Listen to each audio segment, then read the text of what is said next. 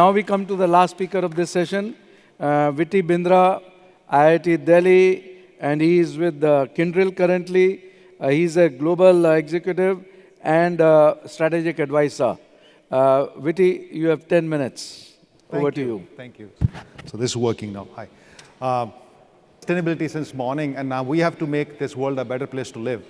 My talk today is on the AI. Especially AI is growing, and yeah, thank you. So AI is growing, and I can show the yeah. So AI is going fast, and I have got a passion to connect AI with the sustainability. So that's my part of the job professionally, and I'm very near and dear to that area. How AI can make the difference in the world. So again, a lot of we have discussed about technologies, how these things are changing at all. So I just want to go through some of the things which I have observed in the last few years, working for Kyndryl, working with Microsoft, working with some professor at Stanford, MIT, what they think about AI and sustainability. So if you see on the graph, the Google trends, prior to 2021, nobody was Googling this AI as sustainability word. Now you see how the things are changing. It's going up. And rightfully so, as using AI for environmental application could contribute 5.2 trillion US dollars to the global economy in 2030, and that will create 38.2 million new jobs. And that will finally reduce 2.4 gigatons of carbon emission worldwide. So this is going to save us if you think in that direction.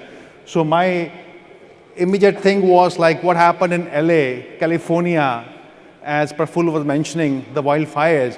We could have used the AI design tools to decrease the total impact of these fires. What happened recently in India and Pakistan in the last 5 years, the percentage of the smog, the pollution was the highest. So these are the issues which we have to take care of as we are going ahead. So I'll request all the people sitting in the room here, we have to think, this is a worrisome issues. This is not going to change automatically. We have to really implement AI in this solution. So my goal today is to go through a status quo, what we are doing today, and what are the hurdles we have to overcome, the roadblocks in the AI and sustainability field. I'll make it very simple. Like no higher technology, we all from IITs and we all are technocrats, but the rubber has to meet the road. How the technology will go to that level to make this effect. And finally, I will just go over my way forward. What is the next step we are going to take? So looking at the slide, the status quo where we are today, efficiency, AI is boosting in every sustainable domain. Everywhere you talk about, any domain you talk about, AI is there. Whether it is environmental, is social, economical, mines, water, everything is there. AI is there. Second thing is supercharging team. AI is previously, we are trying to resolve the existing complex problems with the AI, which were there for the last 10, 15, 20 years. Now we are using AI to solve these problems. That's a supercharging teams are working in all this big organization. Resources, we are really investing a lot of resources in this AI resources to make this work. So there's active investment going on in the AI field. In all the big companies like Microsoft and Google, they are spending billions and billions of dollars to make this work. And finally, the literature, the government organization, the enterprises, the Ivy League institutes, all are publishing literature on AI. And the literature is growing tremendously on social networks. So you can read anything about AI, but how that's going to affect us. So I'll give you some specific example. The first example is, everybody knows about Google DeepMind. This is the AI-powered tool which has been designed to reduce energy consumption by 40%. Thanks to Google for doing this. Second one is a tool designed by NVIDIA, ForecastNet, that can predict the weather behaviors. It can predict the turbulence in the air before you hit the turbulence. This was never there in the last 5 or 10 years. The new thing has happened. Another example is OpenMind AI. I am an ex-naval officer. A lot of illegal mining, illegal fishing happens. Now, there are tools designed by the non-profits to detect the illegal fishing detections globally. Like I didn't imagine that on the top 10 use cases of AI, This phishing was one of them. It's not only we talk about AI, about clean water, environment, everything is getting AI endorsed. And we have to use it in a proper way. And finally, the example is of growing literature.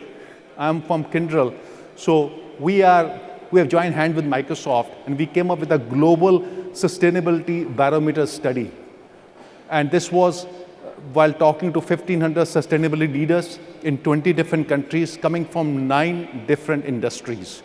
And what they told us about was how the AI has to be included in the sustainability initiatives globally in the organization to make it impactful. So that study is 26 pages, which has been distributed globally.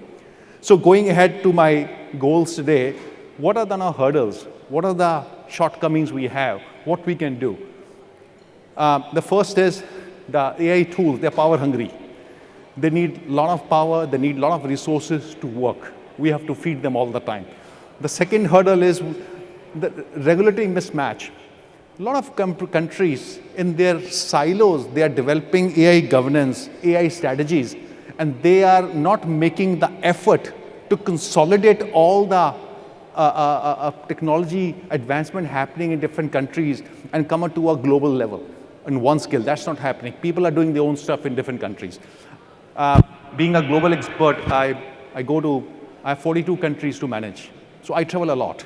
So every country I come, they have got their own AI governance, AI protocols. Everything is different. So they are not talking one language. They have to talk one language to make it happen. And finally, societal implication. There's inequality. As today Dr. Raghu was saying in the morning, the big disparity between rich and poor. And the AI, the way we are working is all the rich nations, they will be getting the advantages of AI in a big way as compared to third world countries.